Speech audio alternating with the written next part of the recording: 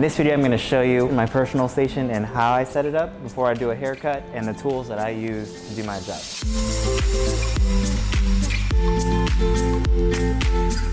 Alright, so the first thing you'll notice up here are my clippers. These are all the ones that are in the charging docks.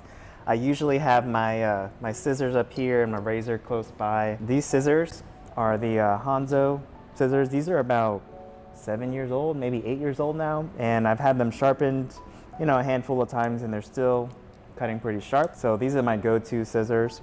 This is my razor. This is actually older than the barber shop, probably about just as old as these scissors. What I like about this razor is that it extends the blade just slightly more than the standard razors do, which makes shaving, in my opinion, a lot better. So it works a lot better for me. This is the shaver that I use. This is the Andes Pro Foil, I think it's called. I think it's about $50 or $60. For a normal use, this is gonna last about a year, so I plan on replacing them every year. But this is a trooper. I like the charging dock, and so far it's been working pretty well for me. Probably seen this in a few of my videos. I really love these clippers. These are the Gamma, the brand name is worn off a little bit. This is the Gamma Ergo clippers. I think there's a newer version of this out, but I love these clippers. They're supposedly like they're magnetic, but they're cordless, so I really like them. And they're just great. And they cut really close. So definitely my go-to for skin fades. I have them zero gap so that they cut a lot closer, which helps remove that bald line whenever you're doing a skin fade. So when you do a skin fade and you use this to make the skin bald, you know, you need something that cuts really close, and that's why I like these. It helps get that line out. Before I use these though, to do a skin fade, you've probably seen in some of my videos, I use this. This is definitely worn off, but this used to say Andes. This is I don't even remember what this is called, like a Supra ZR. It was like the original version. They don't even make this anymore. They make like a newer version with like a detachable battery. This is like $300, but I also bought this like 8 years ago. So it's a lot of money, and I pretty much only use it for skin fades. But man, this thing is like 7, 8 years old and it's still going. Spend the money and get this thing, and it'll probably be the last clipper you need for a long time. And I usually keep the 5-0 blade on there, which is basically the equivalent to like using a trimmer when you're doing a skin fade. So the closer you can get the hair down before you can use these, the faster you're going to be able to shave it down with this shaver. And this is the trimmer that I use most of the time. This is the Andes Slimline Pro Li trimmer. They come, this is the silver one. They also come in black and maybe some other colors, but I love this. I probably use this in like 90% of my haircuts just because these aren't set that close. They're maybe set a little closer than what I would use in from the factory settings, but they're not zero gaps, so I can use them on kids. I can use them on just regular people that don't need like super sharp lines, but I love these. They're super versatile, super light, and they're probably, I think they're like $70, $80, so super affordable. Anybody can use these, and these are my go-to trimmers for like most of my haircuts. As far as what else is on my station, I got the Lather Machine. These things are also really old, like 7 years old, still going strong. I got this spray bottle, the continuous spray thing. It looks cool. Not a huge fan of it. It does keep like, you know, a little bit of the wrist strain, you know, from constantly spraying with the old school ones. But, you know, after a while, you know, especially if you have hard water, like we're in Florida, so this little tiny, you know, hole will clog and it'll just start shooting a jet of water after a while. This is probably gonna last less than a year, but, you know, for only like less than $10, I think it's worth it. So I like that a lot. This is where we keep our used razors. So once we use a razor, we usually drop it in there. And once it gets full, we dispose of it. As far as what's up here, I got my Gibbs brush from Gibbs. And what I like about this is that it has two types of bristles. It has the soft kind that kind of help lay the hair down and smooth it. And then it has the longer kind that help detangle. So I really like this brush, very popular. This is the shave gel we're currently using. This is from Elegance, but I think the company now is called Level 3. So it works really well, very affordable. And I use this Cool Care to disinfect and lubricate all the clippers, but we're actually switching to the clipper spray from Level 3. So once I start using that, I'll let you know. This is the clipper oil we use. I think the oil is the same with every company, but this little tiny like applicator allows you to be very precise whenever you're oiling your clippers. So that's what I like about it. And then I use this talcum powder. This helps to basically to dry the skin. It's like basically cornstarch, but it helps to dry the skin. So really useful, and it smells awesome. Also helps with irritation and stuff like that. I'll take you inside the drawers now. So if you look inside, I have the Babyliss clippers. So these aren't on top because they don't have a dock. These are also what I use for most of my haircuts. So anything that's not a skin fade, I'm going to these. So great clippers, feel pretty good in the hand. Honestly, these are my backup clippers. I had Wall Seniors for a while, but my Wall Seniors died and I was really sad about it, but I was being really cheap and I didn't feel like buying new ones, so I just switched to these and they're fine. It gets the job done. And then these are my favorite trimmers. This is the Babyliss Gold FX trimmers with the standard tooth blade on them. These trimmers are amazing. I use them in a lot of my videos. It has a little bit of a wider blade than the Slimline Pros.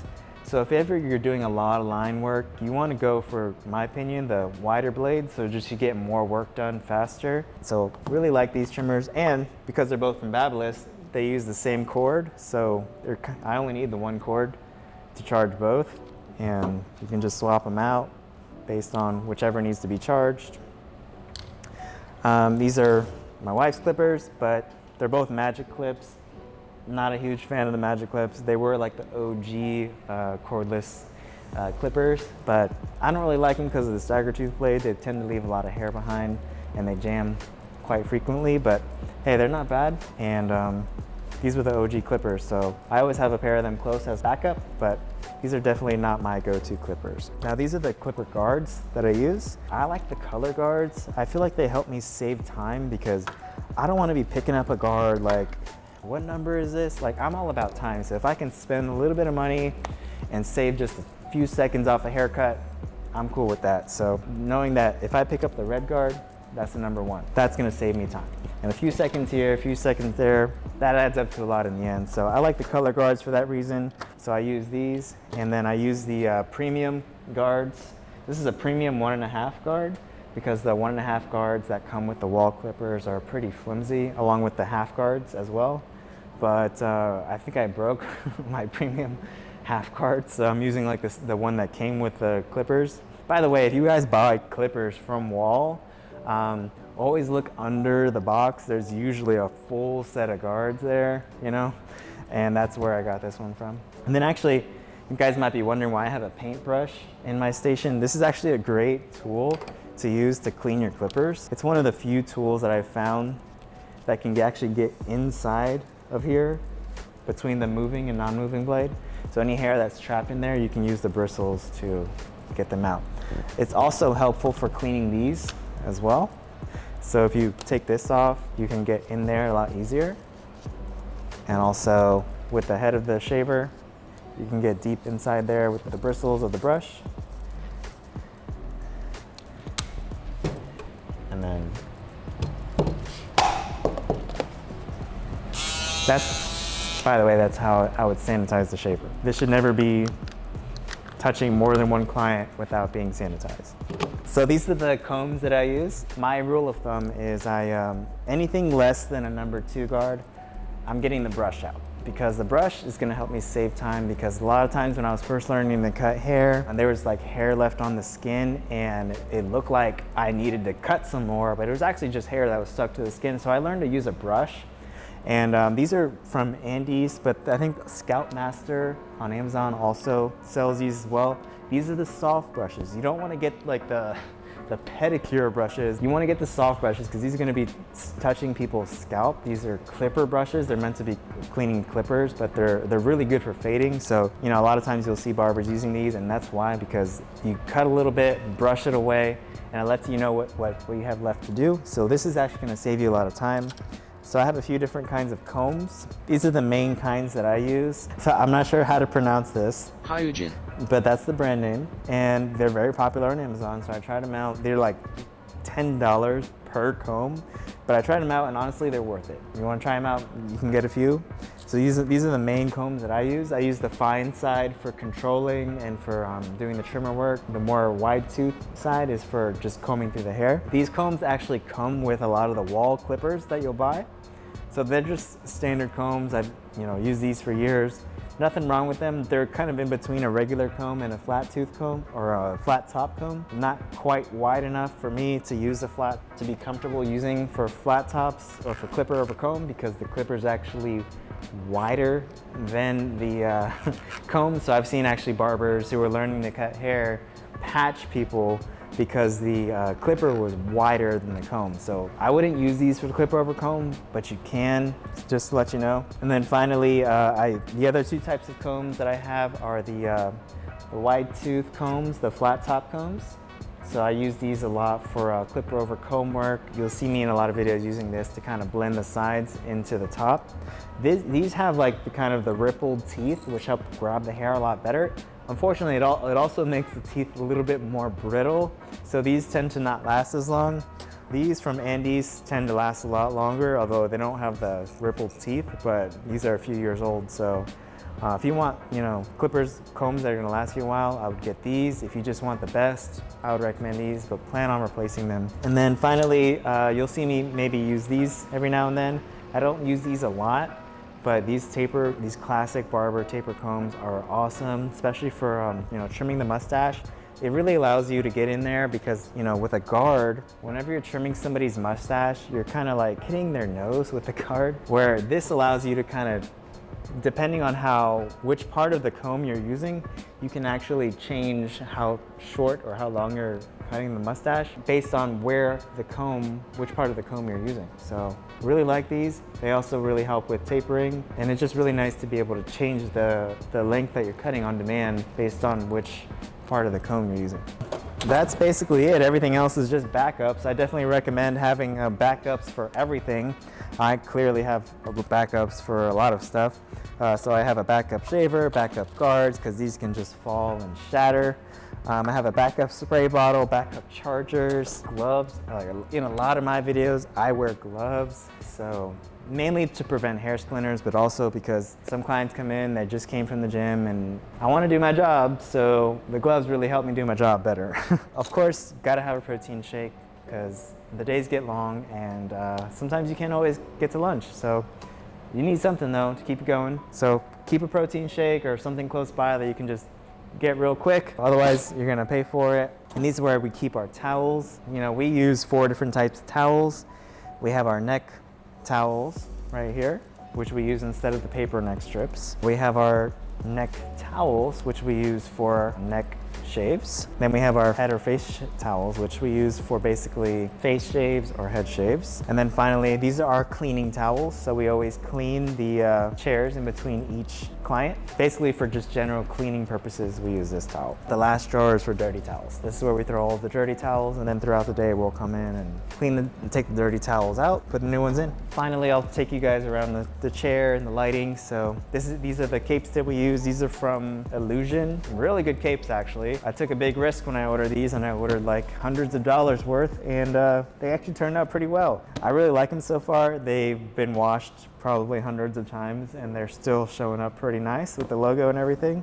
These are Collins chairs. I'll show you what they look like.